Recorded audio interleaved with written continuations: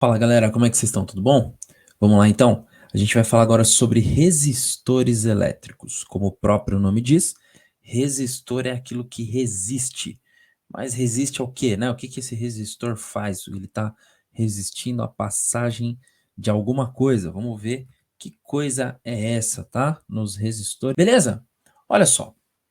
Eu trouxe aqui duas representações possíveis para resistores, né? Então eu tenho essa aqui que é a mais comum, mas essa aqui também pode aparecer bastante, esse retângulozinho, né? Um pouquinho mais escuro aqui, que vai representar o meu resistor. Então, tanto assim quanto assim, tem uma representação que é de um equipamento qualquer, tá? Aí aqui a gente vai discutir um pouquinho a primeira lei de Ohm, que é a lei que vai determinar aí a queda de diferença de potencial, a queda de potencial nos resistores, nos equipamentos que eu tenho em um determinado circuito, tá? Bom, pessoal, então aqui é muito tranquilo. Vamos imaginar que eu tenho aqui o meu polo positivo A e o polo negativo B. Positivo A, negativo B. Qual que é o fluxo da corrente aqui? O fluxo da corrente é de A para B, tá? De A para B. Aqui, né? Também, ó, tá vindo de A para B. Gente, ó, quando a corrente elétrica passa pelo meu equipamento, é aí que a gente vai ter uma queda de potencial. Por quê, professor? Porque assim, ó, se esse ponto A tá aqui no meu polo positivo e ele tá ligado daqui até o início do equipamento por um fio liso que não oferece resistência, significa que isso tudo aqui, ó, tá no mesmo potencial. Esse resistor, ele vai transformar a energia elétrica em um outro tipo de energia. Quando ele faz essa transformação, acontece uma queda de potencial, exatamente porque ele está mudando ali o tipo de energia, a energia potencial elétrica que estava armazenada vai virar um outro tipo de energia, então ela vai cair, tem uma queda de potencial. Então, daqui, ó, deste outro ponto, né, na saída do meu resistor, até lá o meu ponto B, que é o polo negativo. Aqui, mesma ideia vai acontecer, tá? Daqui até aqui, você tem uma queda de potencial. Muito bem. Se tem uma queda de potencial, tem uma diferença de potencial entre o A e o B. Eu posso representar isso desta forma. Diferença de potencial entre A e B. Essa diferença de potencial entre A e B, ela é proporcional à corrente que atravessa o meu resistor, tá? E também é proporcional ao resistor. Então, vamos dizer que eu tenho aqui, ó, uma diferença de potencial entre A e B que é fixa, tá? Quando eu aumento o valor do meu resistor, eu tenho que obrigatoriamente reduzir o valor da corrente. Por quê? Porque o resistor resiste mais. Se ele tem um valor maior, ele resiste mais à passagem da corrente. Se eu aqui, ó, apagar isso aqui. Se eu diminuo o valor do resistor, ele não resiste tanto. Então ele vai deixar passar mais corrente. Então, ó, vai aumentar o valor da corrente. Então, essas duas grandezas aqui são inversamente proporcionais. Só que o que a gente tem que tomar cuidado? A resistência, ela é uma característica do equipamento. A partir do momento que o equipamento é feito, a partir do momento que ele é construído, ele tem aquela característica de resistência e não muda mais. Então, posso considerar isso aqui, né? Se eu aumento a resistência, diminui a corrente, se diminui a corrente, aumenta a resistência, e isso faz bastante sentido quando eu estou falando de alguns equipamentos específicos do tipo potenciômetro, né? Sabe aquele dialzinho que você consegue aumentar e diminuir a intensidade da luz? Então, aquilo lá é um potenciômetro, né? Então faz sentido falar naquilo lá. Mas nos equipamentos do dia a dia, faz sentido a gente pensar a partir da resistência do equipamento. Isso aqui, ó, vai ser dado pela razão entre a tensão, a diferença de potencial entre A e B, e a corrente que flui neste equipamento, ou neste circuito, se você tiver um circuito simples, tá? Então, aqui, gente, eu estou observando o seguinte, ó. Se eu tenho esse equipamento com uma resistência fixa, tá? Um valor de resistência que é dele. Então, se eu ligo sei lá, uma tensão 9 volts, eu vou ter um determinado valor de corrente passando ali. Pode ser que esse valor de corrente não seja suficiente nem para o meu equipamento funcionar. Ah, não, então eu vou ligar no 12 volts. 12 volts tem um outro valor de corrente, então já mudou um pouco ali, tá? Ah, não, eu vou ligar no 110 volts. 110 volts já aumentou bastante aqui o valor de corrente. Agora pode ser que meu equipamento esteja funcionando. Ah, não, eu vou ligar no 220 volts.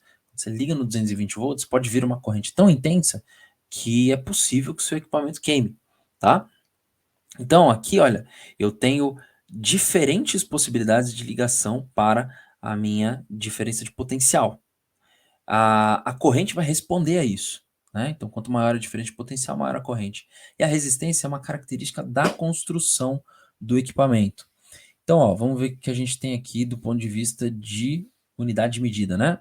Então, ó, a DDP, a diferença de potencial, é dada em volts. A corrente dada em ampere.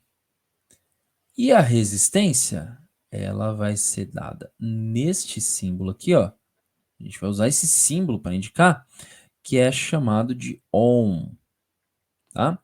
Isso aqui é uma letra grega, tá? Letra grega ômega, maiúscula. E aí a gente indica isso aqui, isso significa ohm. É possível que o exercício te apresente a unidade de medida de resistência só como escrito, assim, ó, ohm? É possível, mas o mais comum é usar o símbolo mesmo, tá? O ômega aqui. Beleza, gente, então vamos ver como é que isso se comporta num exercício de verdade, ó. Um resistor tem resistência igual a 50 ohms. Sob a DDP, U igual a 60 volts. Calcule a intensidade da corrente elétrica. Então, o que a gente tem aqui, ó? U é igual a R vezes I. O que eu quero? Eu quero o I, tá? Então, aqui, ó, eu vou resolver do ponto de vista de equação. Eu só preciso isolar quem eu quero descobrir nessas condições que estão dadas. Então, eu vou ficar com U sobre R.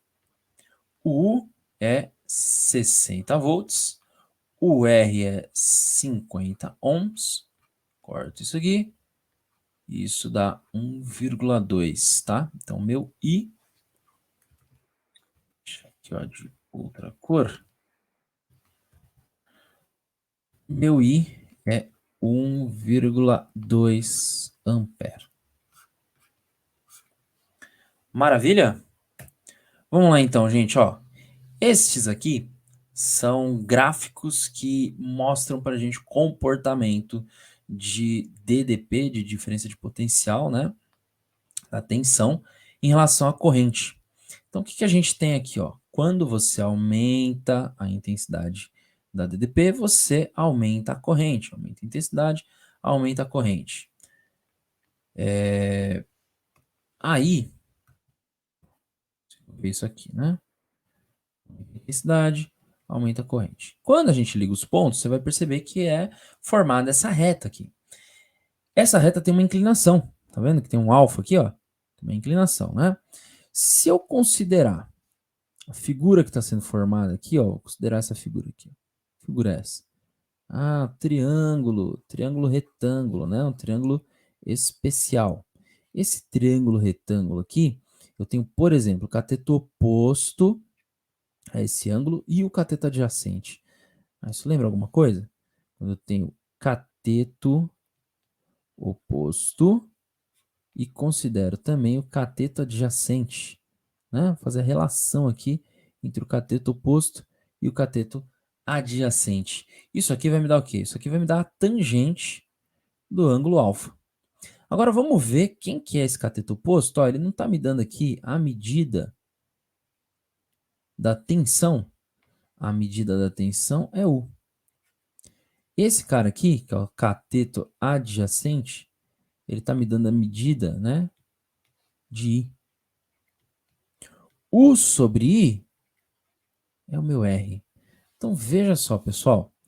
Quando você tem um gráfico de tensão por corrente, a inclinação da reta desse gráfico vai ser exatamente a minha resistência, tá?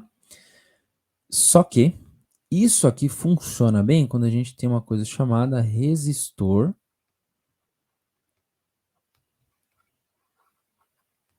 ômico. No resistor ômico, você tem um comportamento constante da resistência, tá? O resistor ômico é quase que o equivalente de você falar do resistor ideal. Você está idealizando um comportamento, né? Então ele vai ficar sempre com a resistência bonitinha lá, sempre com o mesmo valor. Isso não é verdade, não vai acontecer sempre assim. Tem alguns resistores que se aproximam disso, mas não vai ser sempre assim. Mas nos exercícios, a maior parte dos gráficos que aparecem para gente são de resistores ômicos, tá? A maior parte dos problemas que você tem que resolver é para resistores ômicos. Os não ômicos, né? O interessante ali é você reconhecer a diferença dos ômicos e dos não ômicos, tá? E às vezes, eventualmente, fazer uma leitura de um gráfico não ômico, é verdade. Mas a maior parte vai ser de resistor ômico. Esses aqui, ó, são os resistores, ou um gráfico que representa um resistor real, ou um resistor não ômico. Você percebe que quando você tem um resistor não ômico, você não tem uma reta, né? Você tem uma curva. Essa curva vai aparecendo desse jeito aqui, porque a resistência vai diminuindo. Você vai percebendo aqui, ó, que a inclinação da reta, né, ó, olha o que acontece com ela. Ela vai diminuindo. A resistência vai diminuindo conforme a DDP vai aumentando, exatamente porque vai aumentando a quantidade de corrente. Aumentando a quantidade de corrente, você aumenta a potência. Aumentando a potência, você aumenta a temperatura. Aumentando a temperatura, você aumenta a dissipação de calor, que aumenta a agitação das partículas e facilita ainda mais a passagem da corrente. Então, por isso que a resistência vai ficando cada vez menor, até que eventualmente você rompa esse seu circuito, esse seu condutor, tá? Mas o resistor não ômico, ele mostra aquilo que vai acontecer na realidade. Quando você tem passagem de corrente por um equipamento, você tem aquecimento. E esse aquecimento muda as características do seu circuito, tá? Mudando as características, muda a resistência. É verdade que isso nem sempre acontece desde aqui de baixo, né? Então, esse gráfico aqui, ó, ele está mostrando uma diferença do resistor ômico desde aqui de baixo. Talvez se a gente pudesse aproximar essa parte aqui, né? Acho que essa parte aqui, ela tá quase um resistor ômico. Mas às vezes é mais até, né? Então, às vezes ele vai fazer uma coisa assim, só lá na frente que ele vai começar a curvar mesmo, tá? Então, a questão é assim, aparecer uma curva, o resistor é não ômico, ele é real. É retinho, o resistor é ideal, é um resistor ômico, beleza?